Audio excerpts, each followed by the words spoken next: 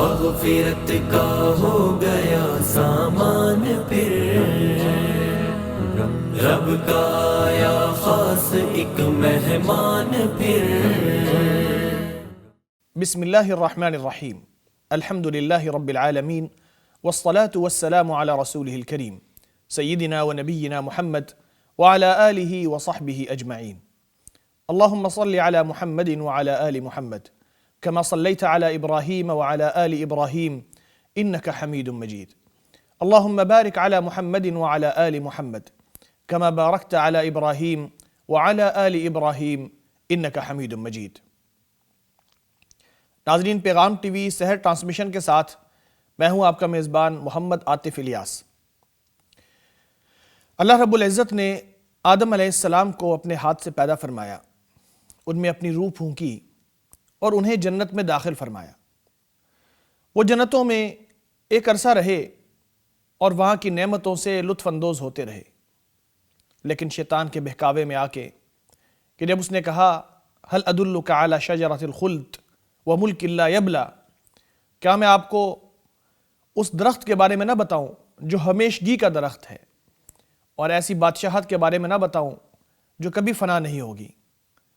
تو اس نے وسوسہ ڈالا اور ان کے دلوں میں امید پیدا کی کہ آپ ہمیشہ جنت میں رہو گے اور آپ کو یہاں سے کوئی نہ نکالے گا، اور اس کا راستہ اللہ کی نافرمانی بتایا۔ اور جب آدم علیہ السلام نے اس درخت سے کھا لیا تو اللہ تبارک و تعالیٰ نے انہیں جنت میں سے اس دنیا میں بھیج دیا۔ اللہ تبارک و تعالیٰ نے ہمیں بتایا ہے کہ ہمارا اصل مقام جنت ہی ہے۔ اللہ نے اس جنت کو اہل ایمان کے لیے اور انسانوں کے لیے بنایا ہے، ان انسانوں کے لیے جو اللہ تبارک و تعالیٰ کے پیغام پر لبیک کہتے ہیں، جو اللہ تبارک و تعالیٰ کی بات کو اور اس کے پیغام کو تسلیم کرتے ہیں، جو کفر سے بچتے ہیں اور اس دنیا میں اپنے خالق کو نہیں بھولتے۔ دین اسلام نے جہاں اللہ تبارک و تعالیٰ سے محبت کا حکم دیا ہے اور اس محبت کے تقاضوں میں اطاعت الہی کو شامل کیا ہے، وہاں لوگوں کو یہ بھی بتایا ہے کہ جو نیکیاں کرے گا اور اللہ کی اطاعت کرے گا، رسولوں کی فرما برداری کرے گا، اسے جنت کا انعام ملے گا، اور جو نافرمانی کرے گا اس کو سزا کے طور پر جہنم میں ڈالا جائے گا۔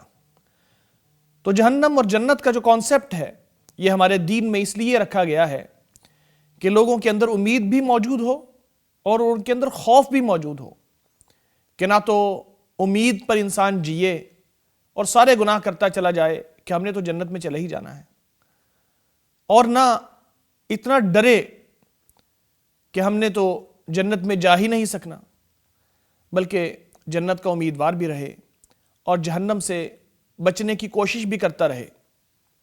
ناظرین، وہ جنت کہ جس کا وصف نبی اکرم صلی اللہ علیہ وسلم نے یوں فرمایا کہ فیہا ما لا عین رأت ولا اذن سمعت ولا خطر علی قلب بشر، اس جنت میں وہ چیزیں ہیں کہ جو کسی آنکھ نے نہیں دیکھی، کسی کان نے ان کے بارے میں کوئی صحیح خبر نہیں سنی، کسی انسان کے دل میں اس کا صحیح خیال نہیں آیا۔ وہ ہماری سوچ سے بالا تر ہے، ہمارے تصورات سے دور کی چیز ہے، بہت بلند ہے، بہت اعلیٰ ہے۔ جتنی چیزیں اللہ تبارک و تعالیٰ نے ان کے بارے میں بتائی ہیں کہ جنت میں یہ ہوگا، یہ ہوگا، یوں ہوگا، ایسا اور ایسا ہوگا، وہ سب حقیقت ہیں، لیکن وہ تقریب کر کے اللہ تبارک و تعالیٰ نے ہمیں سمجھانے کے لیے بتایا ہے اس کی حقیقت کیسی ہے، وہ کتنی خوبصورت ہے، اس کے اندر کیسی کیسی نعمتیں ہیں، اس کا اندازہ کوئی انسان لگا ہی نہیں سکتا۔ مختصر یہ ہے کہ جنت یہ وہ ہے کہ جس میں انسان کو ہر وہ چیز ملے گی جس کا اس کا جی چاہے گا، جو وہ چاہے گا اس کو وہاں ملے گا۔ ما یشتہون لہم فیہا ما یشاؤون، جو ان کا جی چاہے گا، جو وہ چاہیں گے وہ ان کو وہاں پر مل جائے گا۔ ناظرین، جنت کے حوالے سے خوبصورت گفتگو کرنے والے ہیں ہم اس پروگرام میں۔ میرے ساتھ معزز مہمان اس پروگرام میں شامل ہیں، میں اپنے مہمانوں کا تعارف آپ کے ساتھ کرا دوں۔ میرے ساتھ موجود ہیں میاں عتیق الرحمان صاحب، آپ بہترین ریسرچ اسکالر ہیں، پی ایچ ڈی اسکالر ہیں، دین کے مختلف موضوعات پر مہارت رکھتے ہیں، بہت سے پروگرامات میں اس سیریز میں بھی پہلے شامل رہے۔ بہت شکریہ میاں صاحب اس پروگرام میں تشریف لانے کے لیے۔ بہت شکریہ جی، جزاکم اللہ خیر۔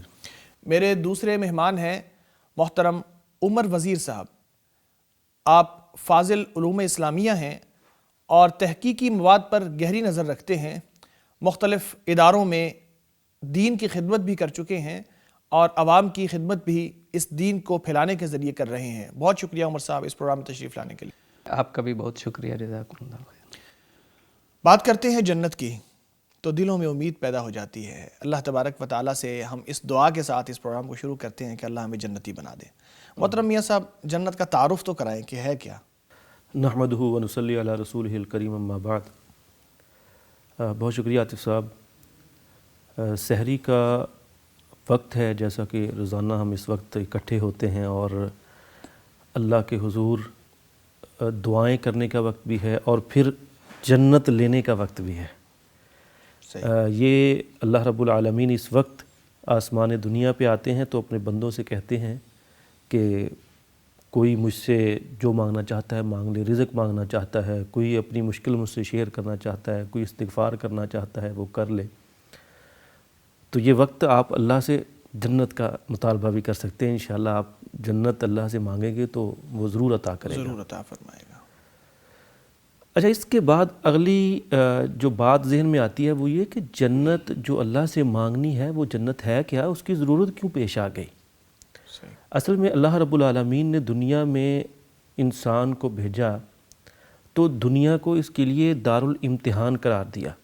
یہاں انسان اس کو اختیار دیا، وہ اچھے عمل کرتا ہے، وہ برے عمل کرتا ہے۔ تو جب کوئی اچھا یا برا عمل کرتا ہے تو پھر اللہ رب العالمین نے اس کے صلے کے طور پر، اس کی جزا اور سزا کے طور پر جنت اور جہنم دونوں کو قائم کیا کہ جو نیک عمل کرے گا، جو میرا بندہ بن کر رہے گا، جو اپنی زندگی کا مقصد پورا کرے گا، جو اللہ رب العالمین نے فرمایا کہ وَمَا خَلَقْتُ الْجِنَّ وَالْإِنسَ إِلَّا لِيَعْبُدُونَ، کہ میں نے جنوں اور انسانوں کو اپنی بندگی کے لیے پیدا کیا ہے۔ یعنی جو اللہ کی سرزمین پر، اللہ کی کائنات میں اللہ کا بندہ بن کر رہے گا، اس کو اس کی جزا ملے گی، اور جو یہاں پر بندہ بن کر نہیں رہے گا بلکہ سرکشی کرے گا تو اس کو پھر یہ جزا نہیں ملے گی، بلکہ اس کے لیے پھر اللہ رب العالمین نے جہنم رکھی ہے۔ آپ ایسے سمجھ لیجئے کہ آپ نے جو یہاں کرنا ہے وہ آگے کاٹنا ہے، وہ آپ جنت کی صورت میں بھی حاصل کر سکتے ہیں، وہ آپ جہنم کی صورت میں بھی حاصل کرتے ہیں۔ یہ ہے بنیادی طور پر جنت اور جہنم کی ضرورت۔ صحیح۔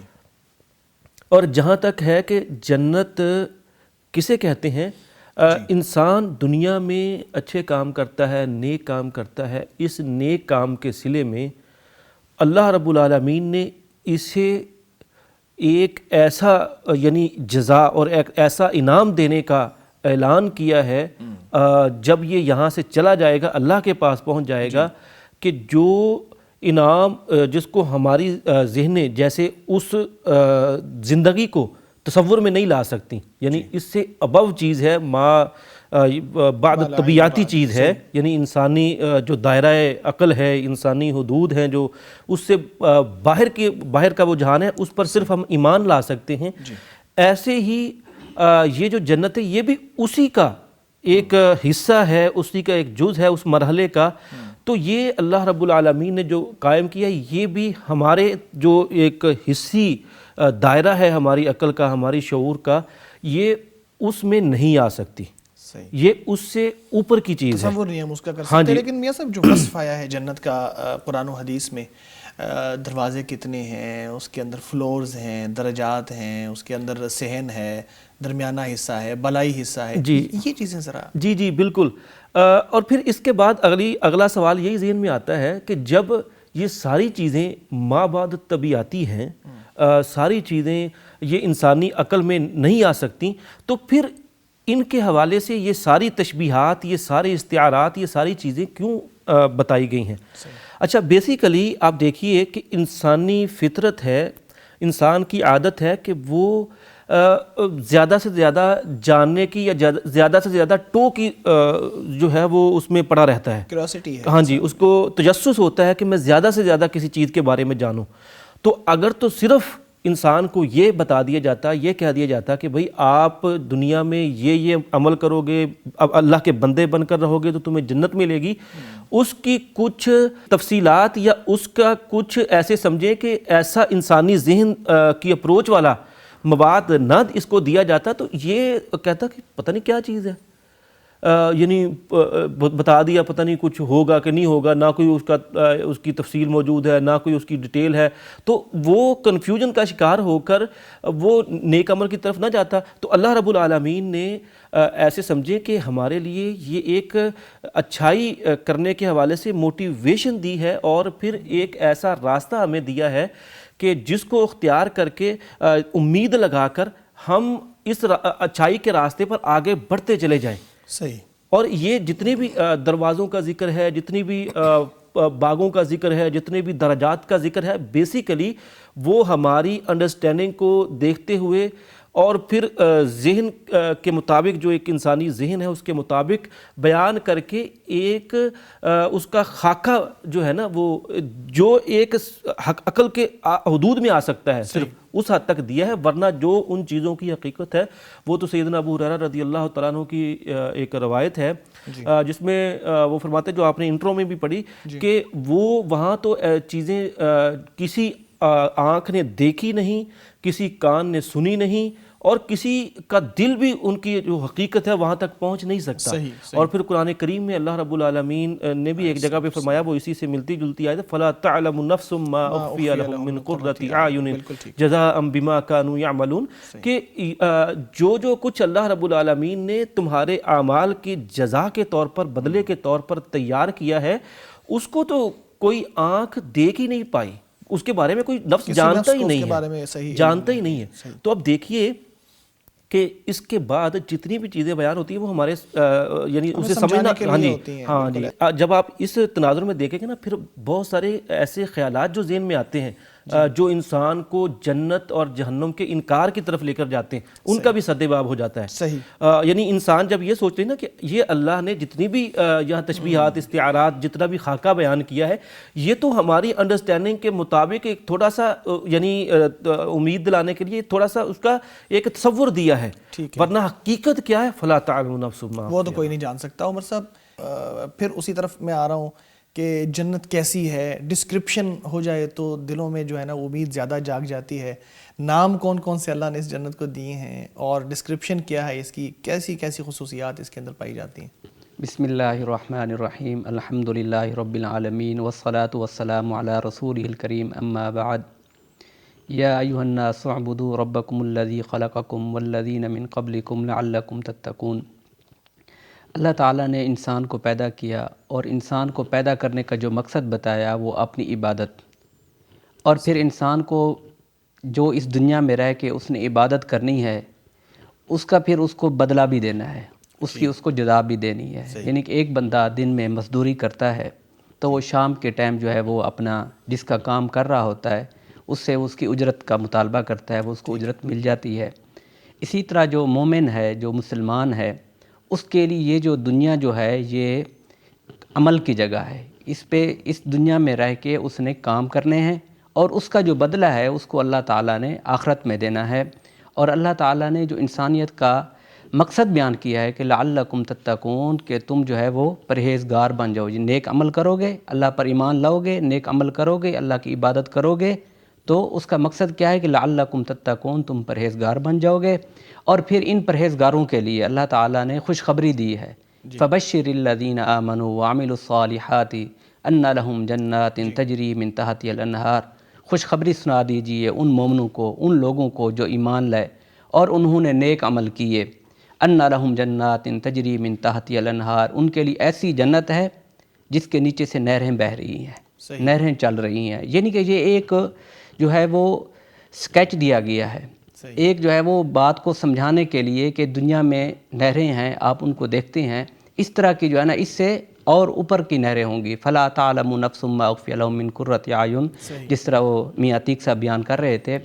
تو یہ جو مومن کے لیے جنت ہے یہ بہت بڑی عظیم الشان ہے، اور اس کی جو ہے وہ مومن جو دنیا میں رہ کے کام کرے گا اس کا بدلہ اس کو قیامت کے دن جنت کی صورت میں ملے گا۔ اور جنت کے جو ناموں کے حوالے سے آپ نے بات کی، مثل الجنت التی وعد المتقون تجری من تحتها الانہار اکلها دائم وظلها وتلک عقبى الذین اتقوا وعقبى الکافرین النار۔ یہ جو جنت ہے یہ مومنوں کا ٹھکانہ ہے، اور جنت کیسی ہے؟ اس کے نیچے سے نہریں چلتی ہیں۔ نبی کریم صلی اللہ علیہ وسلم جب اس دنیا میں تشریف لائے اور پھر ان کو نبوت ملی، تو وہ حدیث میں آتا ہے کہ سیدنا جبرائیل اور میکائیل علیہ السلام جو ہے وہ آئے اور ان کے سامنے ایک مثال بیان کی۔ مثال کیا تھی؟ کہ ایک بادشاہ ہے، وہ ایک محل تیار کرتا ہے، بڑا خوبصورت محل، یعنی کہ آپ دیکھ لیں کہ ایک بادشاہ جو محل تیار کرے گا وہ کوئی شاندار ہی محل ہوگا، کوئی عام محل تو ہوگا ہی نہیں۔ اچھا، پھر اس کے بعد محل کی تیاری کے بعد وہ ایک بندے کو بھیجتا ہے، قاصد کو بھیجتا ہے کہ لوگوں کو دعوت دو کہ وہ آئیں، محل کو بھی دیکھیں اور وہاں پہ آ کے جو دعوت ہے اس کو بھی کھا لیں، ٹھیک ہے، جو طعام کا انتظام ہے جو وہ بھی آ کے اس سے بھی لطف اندوز ہو۔ جی بالکل، جو کھانا پکایا اس سے بھی لطف اندوز ہوں، اور جو محل کی خوبصورتی ہے اس سے بھی جو ہے وہ لطف اندوز آشنا ہو جائیں۔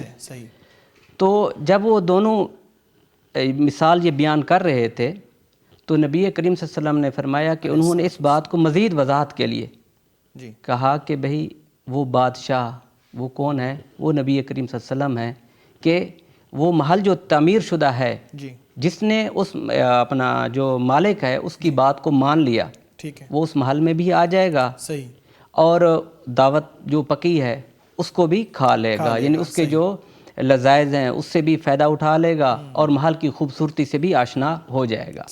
تو انہوں نے اس مثال کو آگے مزید وضاحت کے ساتھ بیان کرتے ہوئے کہا کہ وہ جو محل ہے وہ جنت ہے، اور جو قاصد ہے، جو پیغام دینے والا ہے، وہ نبی کریم صلی اللہ علیہ وسلم ہے۔ جس نے نبی کریم صلی اللہ علیہ وسلم کی اطاعت کر لی، ان کے حکم کو مان لیا اور اس کے مطابق اپنی زندگی گزار لی، وہ اس محل میں بھی جائے گا، یعنی جنت میں بھی جائے گا، اور اس کے جو نعمتیں ہیں ان سے بھی فائدہ اٹھائے گا۔ اور جنتی جب جنت میں جائیں گے تو ان کے لیے سلام علیکم طبتم فادخلوها خالدین، کہ تم سلامتی کے ساتھ جو ہے وہ جنت میں چلے جاؤ۔ اور اللہ تعالیٰ کی طرف سے بھی ہے سلام قولا من رب الرحیم، کہ سلامتی ہو تمہارے رب کی طرف سے جو بڑا مہربان ہے۔ سبحان اللہ، سبحان اللہ۔ اور اسی طرح شاندار جنت ہے کہ اس کے اندر سکون ہوگا، سلامتی ہوگی۔ جی آپ فرمائیے۔ جی، اور اسی طرح جو ہے دوسرا نام ہے دار المتقین، کہ متقین لوگوں کا گھر ہے۔ وقیل للذین اتقوا ماذا انزل ربکم قالوا خیرا، کہ مومن متقین لوگوں سے جب کہا جائے گا وقیل للذین اتقوا ماذا انزل ربکم، کیا تمہارے رب نے نازل کیا ہے، تو وہ کہیں گے قالوا خیرا، یعنی تعریف کریں گے قرآن کریم کی کہ بہت اچھی چیز، بھلی چیز نازل ہوئی ہے، بھلی چیز ہی ہمارے لیے نازل کی ہے۔ ٹھیک ہے۔ ماذا انزل ربکم قالوا خیرا للذین احسنوا فی هذه الدنیا حسنہ، یہ ان کے لیے بھلائی ہے دنیا میں بھی، یعنی کہ للذین احسنوا فی هذه الدنیا حسنہ ولدار الآخرۃ خیر، اور جو آخرت کا گھر ہے وہ بھی اچھا ہے، وہ بھی اچھا ہی ہے۔ وَلَنِعْمَ دَارُ الْمُتَّقِينَ، اور یہ جو گھر ہے یہ متقین لوگوں کا ہے۔ اور متقین لوگ کون ہیں؟ وَالَّذِينَ لَا يَشْهَدُونَ الزُّورَ وَإِذَا مَرُّوا بِاللَّغْوِ مَرُّوا كِرَامًا وَالَّذِينَ إِذَا ذُكِّرُوا بِآيَاتِ رَبِّهِمْ، جھوٹی گواہی نہیں دیتے، اور جب ان کے سامنے ان کے رب کا ذکر کیا جاتا ہے تو اندھے اور بہرے ہو کر نہیں رہ جاتے۔ صفات عباد الرحمن کی صفات میں اللہ تعالیٰ نے جی بالکل، جو عباد الرحمن کی صفات اللہ تعالیٰ نے بیان کی ہیں، وعباد الرحمن الذین یمشون علی الارض ہونا، کہ وہ جب ان کے سامنے رب کا پیغام بیان کیا جاتا ہے تو وہ یمشون علی الارض ہونا، وہ اس طرح چلتے ہیں عاجزی کے ساتھ زمین پر چلنے۔ گویا کہ جنت حاصل کرنے کا طریقہ یہ ہے کہ ہم عباد الرحمن کی صفات اور متقین کی جو صفات اللہ تعالیٰ نے قرآن کریم میں ارشاد فرمائی ہیں ان سے مستفید ہو جائیں۔ مجھے بریک پہ بھی جانا ہے، میں چاہتا ہوں کوئی 4-5 نام آپ جنت کے اور شامل کر دیں تو ناظرین بھی اس سے مستفید ہو جائیں۔ بہت زیادہ نام قرآن ابھی حدیث میں جب آتے نا ہیں۔ محترم عمر صاحب جنت کے دروازوں کے حوالے سے بات کر رہے تھے تو کچھ جنت کے دروازوں کے حوالے سے میں نے نا کچھ معلومات جمع کی تھی، تو وہ میں سمجھتا ہوں کہ وہ آپ کے ساتھ میں شیئر کر دوں۔ اور سب سے پہلے تو جنت کے کئی دروازے ہیں، اگر احادیث کو اور قرآنی آیات کو جمع کریں تو جو ہمیں اس کا ایک ملتا ہے، یعنی ناموں کے حوالے سے، تو ایک تو ہے دار الخلد، قرآن کریم میں اس کا ذکر آیا ہے. پھر اسی طرح دارالسلام ہے, صحیح, اور پھر اسی طرح دارالمقام ہے, ایک جنت عدن ہے, ایک دارالقرار ہے, صحیح, ایک جنت نعیم ہے, ایک جنت المأویٰ ہے, اور اسی طرح ایک جنت الفردوس ہے. صحیح, اور پھر یہاں پر میں ایک اور بات کر دوں, ایک جنت, یہ تو جنتیں ہیں نا جی, جنتوں کے دروازے بھی ہوتے ہیں, صحیح, اور پھر ایک دروازہ الریان بھی ہے. ریان, اور ہم ماہ رمضان میں جس وقت سحری کے وقت اللہ رب العالمین کے حضور بیٹھے یہ ایک دینی مجلس اور محفل کا انعقاد کیے ہوئے ہیں, ایک طرح سے یہ اللہ اور اس کے رسول کی باتیں ہی ہو رہی ہیں. تو اس مہینے میں ان مبارک گھڑیوں میں ہم اس ریان دروازے کے لیے خصوصی محنت اور ایفرٹ کر سکتے ہیں, کیونکہ اللہ رب العالمین کے پاک پیغمبر جناب محمد کریم صلی اللہ علیہ وسلم نے فرمایا کہ قیامت کے دن بعد جب سب جنت میں جائیں گے تو مختلف لوگوں کو مختلف دروازوں سے جو ہے وہ بلایا جائے گا. تو جو روزہ دار ہوں گے, جن روزے نے جن کی طبیعت پر اثر کیا ہوگا, جنہوں نے روزے کے تقاضوں کو پورا کیا ہوگا, روزے میں ان کا دل لگتا ہوگا, تو اللہ رب العالمین نے ان کے لیے جو اہتمام کر رکھا ہے, جو پروٹوکول کا رکھا ہے انہوں نے, وہ الریان دروازے سے انہیں آواز آئے گی. اور وہ جتنے بھی روزہ دار, بلکہ اس وقت وہاں پر انہیں آوازیں دی جا رہی ہوں گی, یہ جنت کا ذکر ہو رہا ہے. تو آپ کے لیے ناظرین اور پھر اسی طرح ہم سب کے لیے یہ بڑا اہم موقع ہے کہ ہم اس کو زیادہ سے زیادہ اپنے جنت کے حصول کا ذریعہ بنا لیں, اور یہ جو الریان دروازہ ہے ہم اس کے لیے اپنے آپ کو جو ہے وہ تیار کر لیں کہ ہمیں وہ وہاں سے بھی پکارا جائے. دن بھی بالکل آخری چل رہے ہیں اور یہ موقع بہت تھوڑا رہ گیا ہے. ناظرین, کچھ لوگ تو ایسے خوش قسمت ہوں گے کہ جنہیں 7 دروازوں سے کہا جائے گا کہ آپ جس دروازے سے چاہو جنت میں چلے جاؤ. ان کے بارے میں بھی ہم بات کریں گے. ہم لیتے ہیں چھوٹا سا وقفہ, ہمارے ساتھ رہیے گا. مغفرت کا ہو گیا سامان, پھر رب کا آیا خاص ایک مہمان, پھر مغفرت کا ہو گیا سامان, پھر رب کا آیا خاص ایک مہمان, پھر. ویلکم بیک ناظرین. بات کر رہے ہیں جنت کی, کہ جس کی ہم سب نے امید لگا رکھی ہے, اور ہم دعائیں کرتے ہیں کہ اللہ ہمیں جنت میں داخل فرما دے اور جہنم سے آزادی عطا فرما دے. اللہ تبارک و تعالیٰ نے جو جنت تیار کی ہے وہ اپنے نیک بندوں کے لیے تیار کی ہے, اور اس کے لیے تگ و دو اور محنت کرنا اور جہنم سے بچنا یہ اللہ تبارک و تعالیٰ کے فرامین میں اور اس کے احکام میں شامل ہے. ہم بات کرتے ہیں جنت کے حوالے سے کہ سب سے پہلے جنت میں کون داخل ہوگا اور سب سے آخر میں کون داخل ہوگا. تو میاں صاحب آپ کی طرف آتا ہوں, سب سے پہلے جنت میں کون داخل ہوگا اور سب سے آخر میں جنت میں کون داخل ہوگا؟ اللہ اکبر کبیرہ. دیکھیے جی کہ ہم رسول کریم صلی اللہ علیہ وسلم کے امتی ہیں, اور رسول کریم صلی اللہ علیہ وسلم کی وجہ سے, ان پر ایمان لانے, ان کی گواہی دینے کی وجہ سے ہم مومن اور مسلمان ہیں.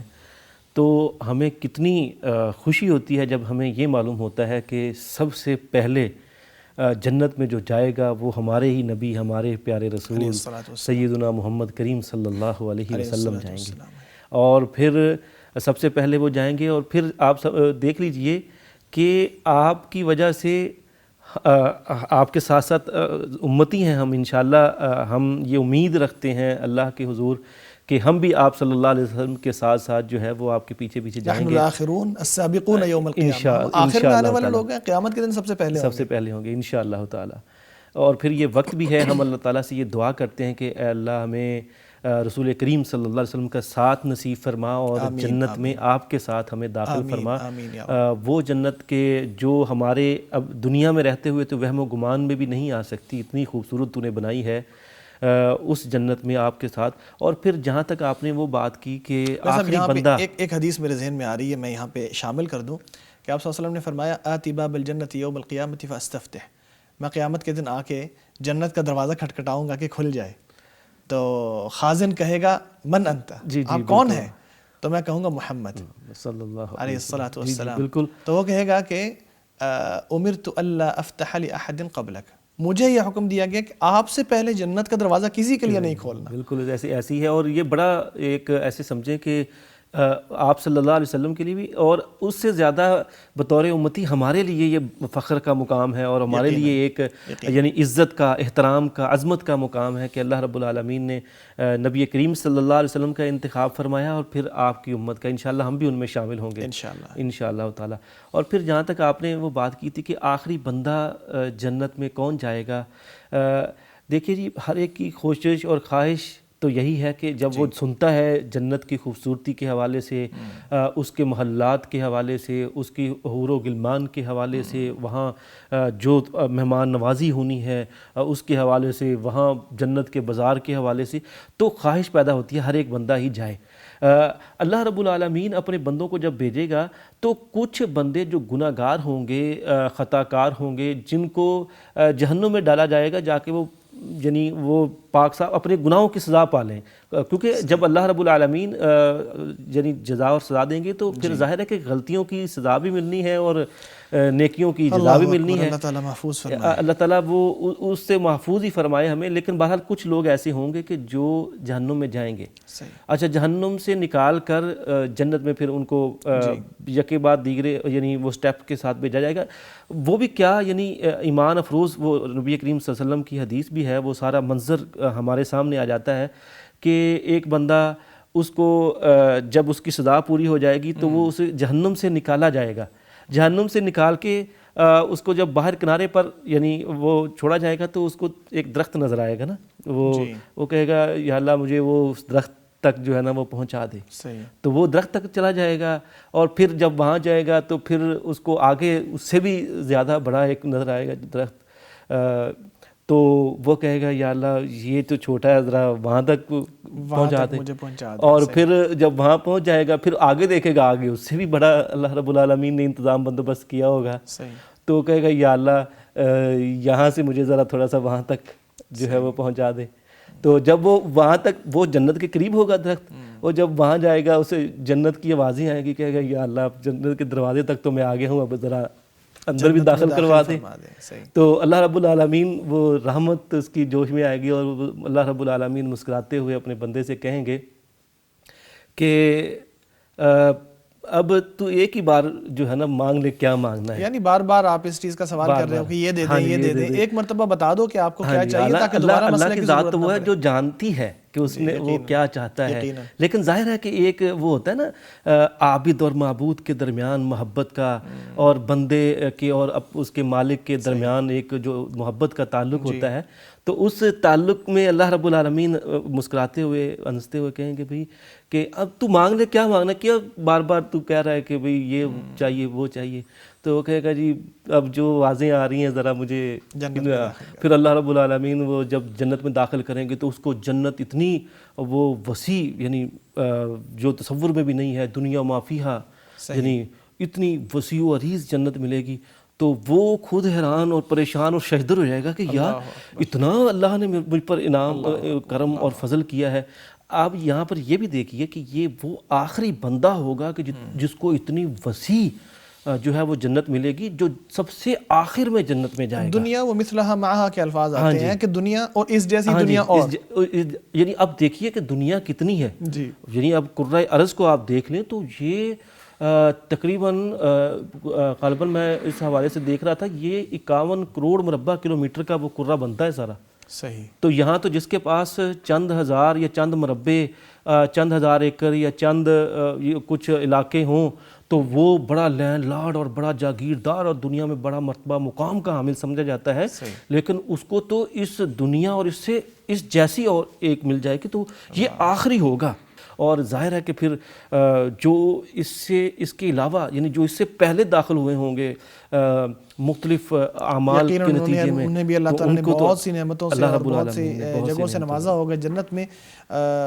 آخری بندہ جب نکلے گا اس سے پہلے یقیناً اللہ تعالیٰ بہت سے لوگوں کو سفارش سے، نبی صلی اللہ علیہ وسلم کی شفاعت سے اور دیگر اہل ایمان نیک لوگ جو ہیں، شہداء جو ہیں، صالحین، ان کی سفارش سے جہنم سے نکال چکا ہوگا، اور بہت سے لوگ ایسے ہیں کہ جنہیں پھر اللہ تبارک و تعالیٰ خود بغیر کسی سفارش کے بھی نکال دے گا، جیسا کہ بہت سی صحیح حدیث میں آتا ہے۔ لیکن ایک چیز جو ہمیں جنت کے قریب جا کر روک دیتی ہے، جس کو ذکر کرنا، جس کا بہت ضروری ہے، جس کے بغیر رہا نہیں جا سکتا، ہماری بات کمپلیٹ نہیں ہوگی، وہ نبی اکرم صلی اللہ علیہ وسلم کی خصوصیت ہے جو اللہ تعالیٰ نے انہیں عطا فرمائی ہے۔ قیامت کے دن جو حوض کوثر کا بتایا گیا ہے کہ یہ حوض کوثر جو ہے نبی صلی اللہ علیہ وسلم کی خاصیت ہے جو آپ صلی اللہ علیہ وسلم کو ہی عطا کیا جائے گا، اور یہ نبی صلی اللہ علیہ وسلم کی امتیوں کے لیے ہوگا۔ تو حوض کوثر کے حوالے سے آپ فرمائیے۔ بسم اللہ الرحمن الرحیم، انا اعطیناک الکوثر، جی کہ ہم نے آپ کو، اے نبی، ہم نے آپ کو جو ہے وہ کوثر عطا کیا ہے۔ صحیح۔ اللہ تعالیٰ نے نبی کریم صلی اللہ علیہ وسلم کو جو کوثر عطا کیا ہے، حوض کوثر عطا کیا ہے، جی یہ نبی کریم صلی اللہ علیہ وسلم کی خصوصیت ہے۔ صحیح۔ اور رسول کریم صلی اللہ علیہ وسلم جب اس دنیا سے تشریف لے گئے تو اپنے امتیوں سے کہا کہ میری جو ملاقات ہے آپ لوگوں سے وہ حوض کوثر پر ہوگی۔ صحیح۔ اور حوض کوثر کیا ہے؟ جو حوض کوثر کا پانی ہے وہ دودھ سے زیادہ سفید ہے اور شہد سے زیادہ میٹھا ہے۔ صحیح۔ اور جو حوض کوثر کے برتن ہوں گے اس کے بارے میں نبی کریم صلی اللہ علیہ وسلم فرماتے ہیں کہ وہ ستاروں کی طرح ہوں گے، یعنی کہ اتنے برتن ہوں گے جس طرح جو ہے نا ایک گھنی رات ہو، کثرت سے مراد اندھیری رات ہو، بالکل صاف آسمان ہو، یعنی اس پہ کوئی بادل نہ ہو، تو وہاں پہ جو ستارے آپ کو جگمگائے نظر آتے ہیں اس میں بڑے بھی ستارے ہوتے ہیں، چھوٹے بھی ہوتے ہیں۔ تو یہ جو یعنی بتایا جا رہا ہے، یہ نہ سمجھنا کہ میں رہ جاؤں گا مجھے کوئی برتن نہیں ملے گا پینے کے لیے، تو وہ بہت زیادہ ہوں گے وہاں وہ بہت زیادہ، یعنی کثرت اور ان کی یہاں پر نا یہ بھی نہیں سمجھنا چاہیے کہ وہ ستاروں سے جو تشبیہ دی گئی ہے وہ ستارے اس طرح ہوں گے، کیونکہ عام طور پہ یہاں پہ یہ بھی اعتراض کیا جاتا ہے کہ ستاروں کی تو اپنی روشنی نہیں ہوتی، وہ تو سورج سے لیتے ہیں، تو وہ تو یہاں تو اس لیے تشبیہ دی جا رہی ہے ستارے تو یہ سب دونوں طرح کے ہوتے ہیں، کچھ کی روشنی اپنی ہوتی ہے جیسے سورج ہے، اور پھر یہاں پہ یعنی اس بات کو ذرا تھوڑا سا میں اس لیے کھولنا چاہتا ہوں تاکہ کسی کے ایسے ذہن میں وہ اشکال نہ پیدا ہو جائے۔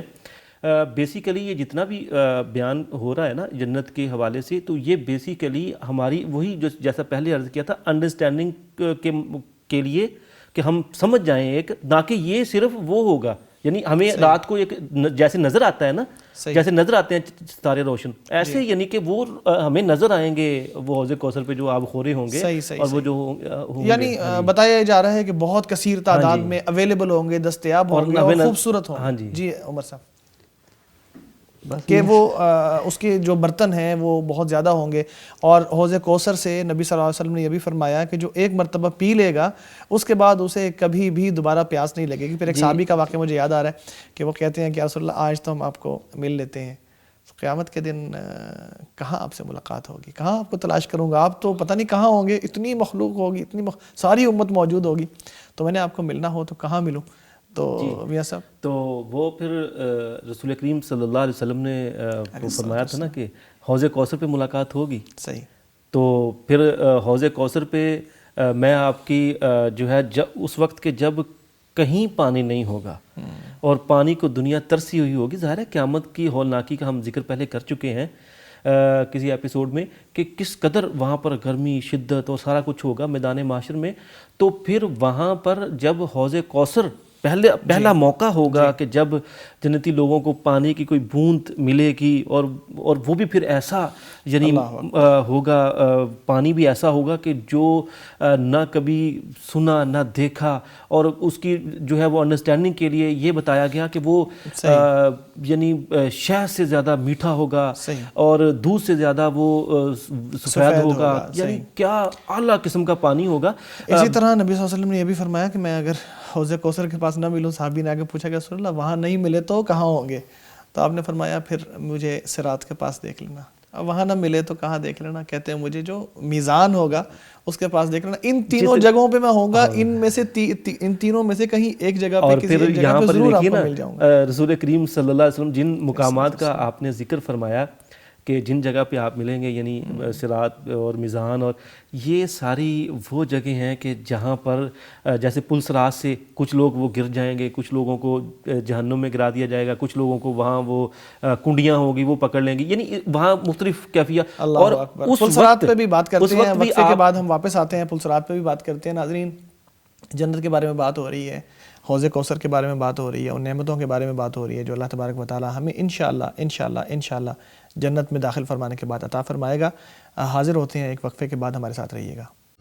مغفرت کا ہو گیا سامان پھر، رب کا آیا خاص ایک مہمان پھر مغفرت کا ہو گیا سامان پھر رب کا آیا خاص ایک مہمان پھر. ویلکم بیک ناظرین. سحری کا وقت ہے اور ہم اللہ تبارک و تعالیٰ کے سامنے یہ دعا کرتے ہیں کہ اللہ ہمیں جنت میں داخل فرما دے اور جہنم سے آزادی عطا فرما دے. یہ راتیں بھی جہنم سے آزادی کی راتیں ہیں. اللہ تبارک و تعالیٰ ہر رات میں بہت سے لوگوں کو جہنم سے آزاد فرماتا ہے، خاص طور پہ رمضان کی راتوں میں. اور حدیث میں آتا ہے کہ وَلِلَّهِ وَاتَّقَاءُ مِنَ النَّارِ وَذَلِكَ كُلَّ لَيْلَةٍ. ہر رات میں اللہ تبارک و تعالیٰ بہت سے لوگوں کو جہنم سے آزادی عطا فرماتا ہے. اور ظاہر ہے کہ جو جہنم سے بچ گیا، جنت ہی اس کا مقام اور اس کا گھر بن جائے گی. ہم بات کرتے ہیں جنت کے اندر موجود نہروں کی اور جنت کے اندر موجود خیموں کی. تو محترم عمر صاحب، ان دو چیزوں کے بارے میں آپ آگاہ فرمائیے، درختوں کے حوالے سے بھی ہمیں آگاہ فرمائیے. بسم اللہ الرحمن الرحیم. جنت کے جو درخت ہیں جی، وہ ایسے ہیں جس طرح ہم دنیا میں دیکھتے ہیں نا، درخت ہوتے ہیں، ان کے سائے بھی ہیں ماشاءاللہ، بڑے خوبصورت بھی ہوتے ہیں.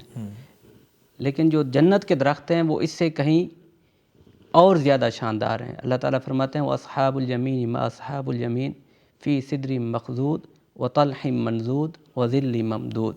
جی، کہ دائیں ہاتھ والے کیا ہیں؟ دائیں ہاتھ والے فی صدر مخضود، ایسی بیریاں جو کانٹوں کے بغیر ہوں گی. دنیا میں ہم بیری کے درخت کو دیکھتے ہیں، کانٹے ہوتے ہیں، چبھتے ہیں، لیکن مٹھاس ہوتی ہے، ہم اس کو کھاتے ہیں، لیتے ہیں، اس کے لیے کوشش کرتے ہیں، لیکن کانٹے ہوتے ہیں. لیکن جو جنت کی بیری ہے اس میں کانٹے نہیں ہوں گے. فی صدر مخضود و طلح منضود، اور ایسے کیلے جو تہہ بتائے ہوں گے. ہم کیلے کے جو پودا ہے اس کو دیکھتے ہیں تو وہ اس پہ تہہ کے ساتھ وہ کیلے لگے ہوتے ہیں. وَطَلْحٍ مَّنضُودٍ وَظِلٍّ مَّمْدُودٍ، اور ایسے درخت کہ جن کے سائے جو ہیں وہ بہت لمبے ہوں گے. صحیح. اور حدیث میں آتا ہے کہ اس کے جو سایہ ہے درخت کا سایہ ہے، درخت کا جو سایہ ہے وہ 100 سال تک 100 عام، یعنی جو کہ وہ سوار ایک ہے، سوار جو ہے وہ 100 سال تک اس پہ اپنا وہ گھوڑا دوڑاتا رہے یا سواری کرتا رہے تو وہ اس کا سایہ ختم نہیں ہوگا. وَظِلٍّ مَّمْدُودٍ وَمَاءٍ مَّسْكُوبٍ. جی، اور جو اس کے آبشاریں ہیں، یعنی جسے ہم چشمے کہتے ہیں، ٹھیک، وَمَاءٍ مَّسْكُوبٍ، اور چشمے ہوں گے اس کے لیے، بہار آبشاریں ہوں گے اس کے لیے. وَفَاكِهَةٍ كَثِيرَةٍ، اور بہت زیادہ پھل ہوں گے. لا مقطوعۃ ولا ممنوعہ، کوئی روک ٹوک نہیں ہوگی. دنیا میں ہمیں کسی پھل کی ضرورت ہوتی ہے، طلب ہوتی ہے، تو وہ بعض اوقات ہمیں مل جاتا ہے، بعض اوقات ملتا بھی نہیں ہے. صحیح، کیونکہ وہ موسم کا لحاظ ایک ہوتا ہے. کوئی پھل گرم موسم کے ہیں، کوئی سرد موسم کے ہیں، اور بعض اوقات جو ہے وہ مارکیٹ میں چیز آپ کو اویلیبل نہیں ہے، یا اس کے لیے آپ کو تگ و دو کرنی پڑتی ہے، کوشش کرنی پڑتی ہے. لیکن جنت میں آپ جو چیز چاہیں گے، جس چیز کے لیے آپ کا دل خواہش کرے گا، تمنا کرے گا، جی، تو وہ آپ کی تمنا ہوگی اور آپ کے سامنے وہ چیز دستیاب ہوگی، دستیاب اویلیبل ہو ہوگی، جائے گی، فوری طور پہ مل جائے گی، فوری طور پہ آپ محنت کو. نہیں کرنی پڑے گی لینے کے لیے. جی، جس طرح ہمیں دنیا میں کرنا پڑتی ہے، جنت میں ہمیں اس کے لیے محنت کوئی نہیں کرنا پڑے گی. صحیح. اور اللہ تعالیٰ فرماتے ہیں وَلِمَنْ خَافَ مَقَامَ رَبِّهِ جَنَّتَانِ، جو اپنے رب سے ڈر گیا، جو اپنے رب سے اس کے سامنے کھڑے ہونے سے ڈر گیا، یعنی قیامت کا دن آنا ہے، میں نے اپنے رب کے سامنے پیش ہونا ہے. صحیح، اللہ تعالیٰ کو جو میں نے دنیا میں وقت گزارا ہے اس کا حساب دینا ہے. اس کے لیے جنتان، 2 باغ ہیں. صحیح، فَبِأَيِّ آلَاءِ رَبِّكُمَا تُكَذِّبَانِ. سورۃ الرحمن میں اللہ تعالیٰ نے بہت ساری نعمتیں شمار کر کے ہر نعمت کے بعد کہا ہے فَبِأَيِّ آلَاءِ رَبِّكُمَا تُكَذِّبَانِ، کہ تم اپنے رب کی کون کون سی نعمتوں کو جھٹلاؤ گے. تو جو 2 باغ ہیں، وہ ایک باغ جو ہے وہ سونے کا ہے اور ایک باغ جو ہے وہ چاندی کا ہے. بلکہ یہ بھی حدیث میں آتا ہے کہ جنت کے جو درخت ہوں گے ان کے جو پتے ہوں گے وہ سونے کے ہوں گے اور چاندی کے ہوں گے. اور جو سونے کا باغ ہے وہ للمقربین، جو اللہ تعالیٰ کے قریبی لوگ ہیں، مقربین ہیں، ان کے لیے ہیں. اور جو چاندی کے باغ ہیں وہ اصحاب الیمین کے لیے، جو دائیں ہاتھ والے ہیں، جن کو قیامت کے دن دائیں ہاتھ میں اعمال نامہ دیا جائے گا. اور وہ جو ہے جب اس کو اعمال نامہ دیا جائے گا وہ بڑی خوشی سے اچھل رہا ہوگا، کود رہا ہوگا کہ اللہ تعالیٰ یہ دیکھو، وہ لوگوں کو بتا رہا ہوگا کہ میرا یہ اعمال نامہ ہے، یہ اللہ تعالیٰ نے مجھے وہ انعام سے نوازا ہے. یعنی کہ جو دنیا میں کام کر کے آیا ہوں دنیا میں جو نیک عمل کر کے آیا ہوں تو وہ اللہ تعالیٰ نے مجھے اس چیز سے نوازا ہے۔ صحیح۔ یہاں پہ میں آپ کو ایک، کیونکہ جنت کے درختوں کے حوالے سے بات ہو رہی ہے تو میں آپ کو ایک ایسا ذکر بتانا چاہوں گا کہ جس کو آپ کرنے سے آپ کے بھی جنت میں درخت لگیں گے، غراس الجنہ، غراس الجنہ۔ سیدنا ابو ہریرہ رضی اللہ تعالی عنہ ماشاءاللہ بڑے ہی صحابی ہیں جی، جو حدیث کے بڑے ہی مشتاق تھے، سب سے زیادہ حدیث روایت کرنے والے ہیں، اور نبی کریم صلی اللہ علیہ وسلم کے ساتھ بہت زیادہ وقت انہوں نے گزارا ہے۔ وہ ایک پودا لگا رہے تھے، صحیح، نبی کریم صلی اللہ علیہ وسلم آئے، کہا ابو ہریرہ کیا کر رہے ہو؟ کہا پودا لگا رہا ہوں۔ تو فرماتے ہیں کہ میں آپ کو کوئی ایسا کام نہ بتاؤں کہ یہ جو آپ پودا دنیا میں لگا رہے ہیں اس سے کہیں اور زیادہ جو فائدہ مند آپ کو چیز دے، یعنی کہ دنیا میں جب انسان پودا لگاتا ہے اس کے مقاصد ہوتے ہیں، سایہ اس کا لینا ہے، اس کا پھل کھانا ہے، تو میں آپ کو ایک ایسا کام بتاتا ہوں کہ آپ کے جو ہیں وہ درخت جنت میں لگ جائیں گے۔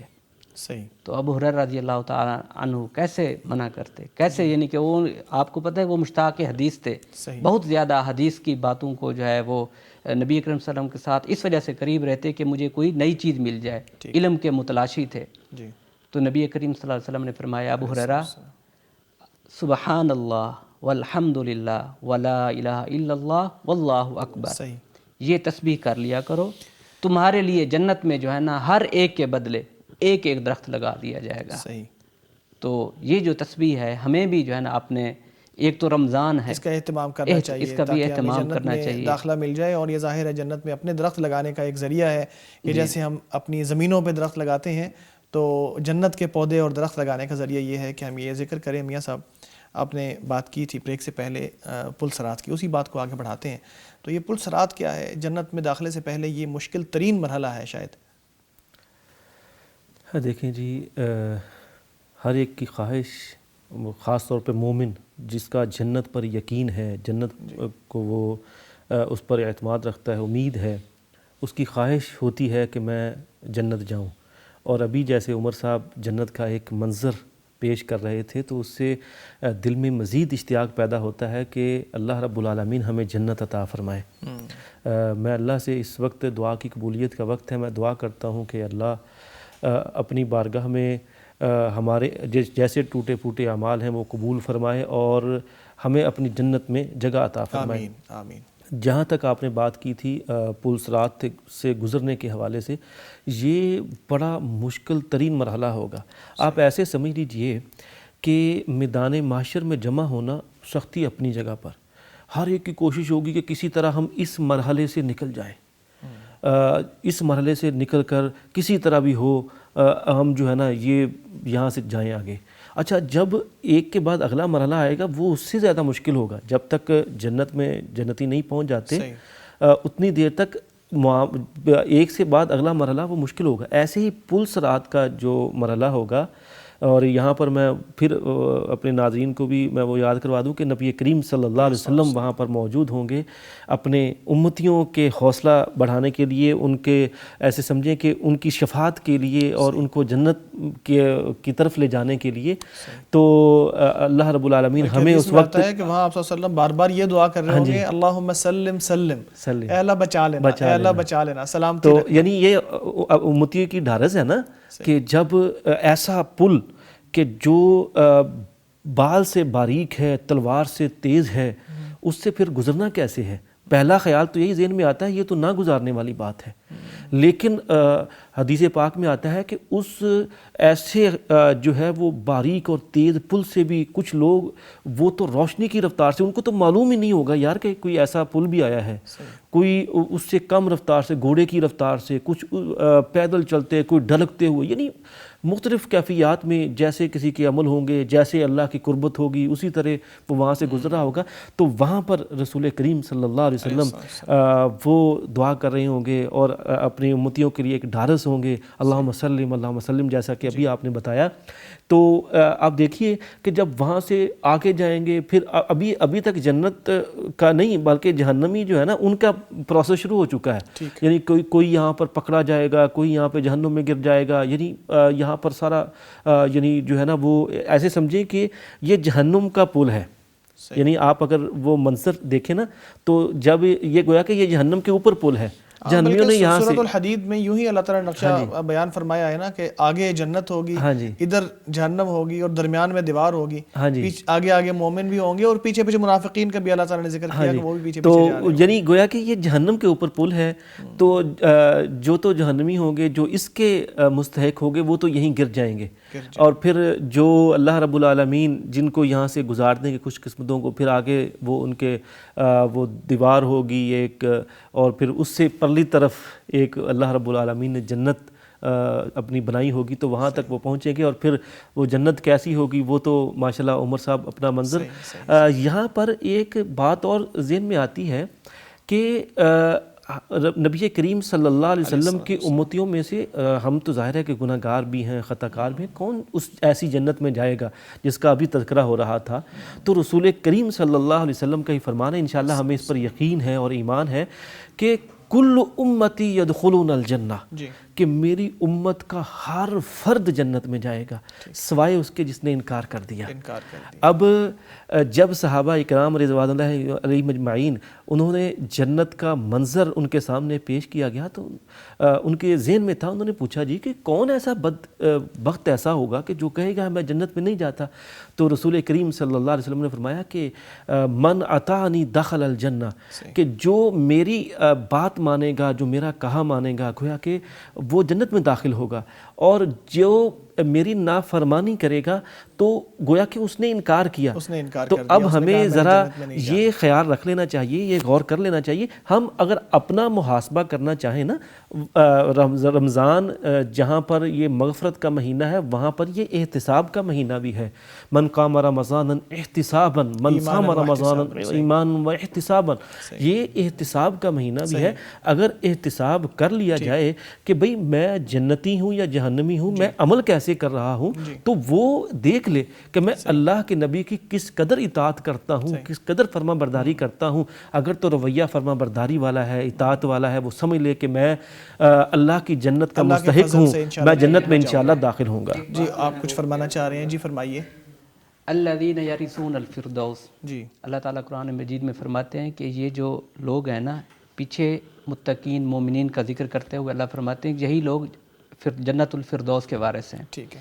نبی کریم صلی اللہ علیہ وسلم فرماتے ہیں کہ جب بھی آپ نے اللہ سے مانگنی ہے تو وہ جنت الفردوس مانگنی ہے۔ اللہم انی اسألک الجنت الفردوس، اللہ تعالیٰ ہمیں بھی جو ہے نا انہی میں شامل کر دے، اور ہم اللہ تعالیٰ سے جنت الفردوس کا سوال کرتے ہیں۔ آمین آمین۔ ناظرین، جنت کے حوالے سے بہت سی باتیں ہوئیں، یقیناً وقت بہت کم ہے، جنت کے وصف بہت زیادہ ہیں اور ان کے بیان کے لیے بہت سارے وقت کی ضرورت بھی ہے۔ ہم صرف اشارے ہی کر پائے ہیں، بہت چھوٹی چھوٹی باتیں آپ کے سامنے پیش کر پائے ہیں جنت کے وصف کے حوالے سے، لیکن قرآن کریم کا جہاں مطالعہ کیا جائے تو بہت سی صورتیں ایسی ہیں کہ جن میں کھول کھول کر جنت کے اوصاف بیان کیے گئے ہیں۔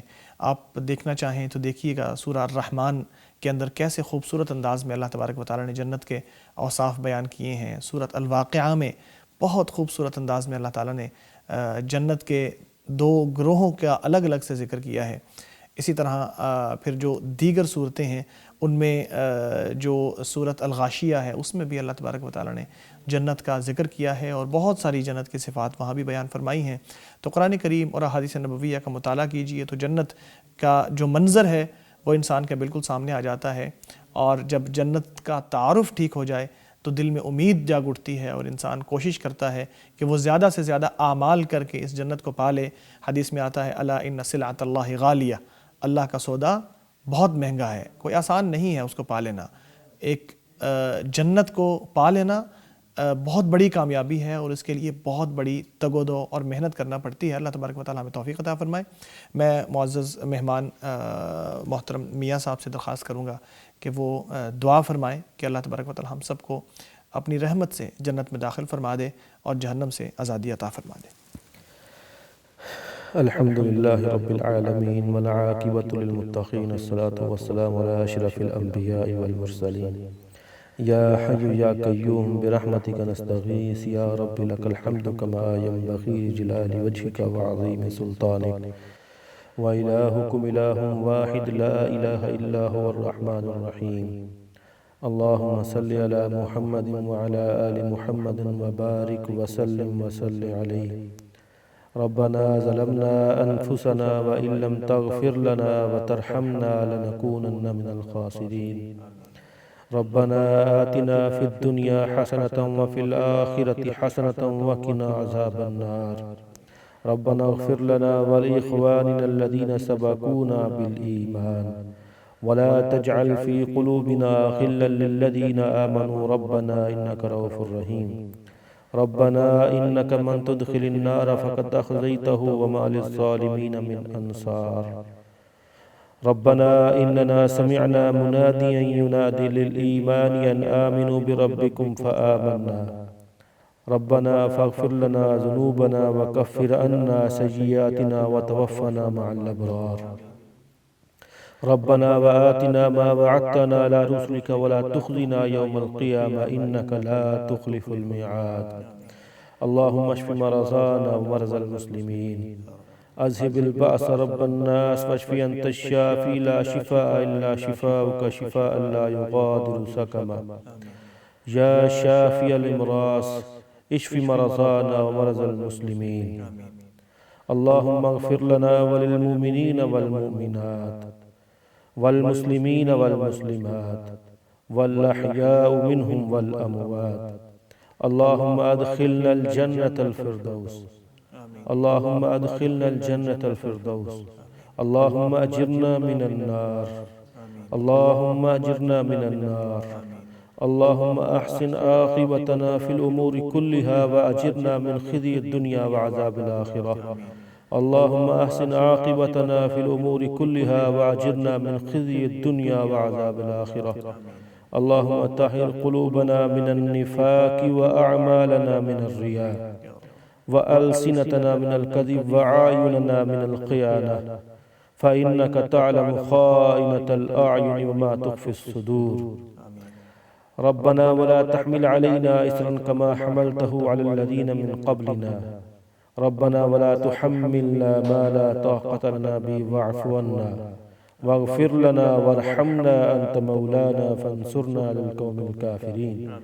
ربنا تقبل منا إنك أنت السميع العليم وتب علينا إنك أنت التواب الرحيم. سبحان ربك رب العزة عما يصفون وسلام على المرسلين والحمد لله رب العالمين. آمین آمین آمین. ناظرین، اللہ تبارک و تعالیٰ سے اس دعا کے ساتھ ہم رخصت ہوتے ہیں کہ وہ ہمیں اس رمضان میں قبولیت عطا فرما دے، اس رمضان کو ہمارے گناہوں کی معافی کا ذریعہ بنا دے، ہمیں ان خوش نصیب لوگوں میں شامل فرما دے کہ جنہیں لیلۃ القدر کا قیام نصیب ہوا ہے.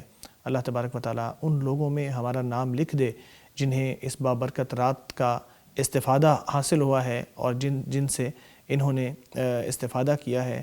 ناظرین، میں آپ کا بھی مشکور ہوں اور اپنے معزز مہمانوں کا بھی مشکور ہوں جن سے ہم نے استفادہ کیا ہے.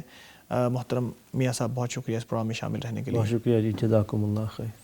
محترم عمر صاحب، بہت شکریہ، آپ اس پروگرام میں تشریف لائے. جزاکم اللہ خیر. ناظرین، آپ کا بھی شکریہ. عید تک پیغام سحر دیکھتے رہیے. آپ سے ملاقات ہوگی انشاءاللہ کل. السلام علیکم ورحمۃ اللہ وبرکاتہ. مغفرت کا ہو گیا سامان پھر، رب کا آیا خاص ایک مہمان پھر.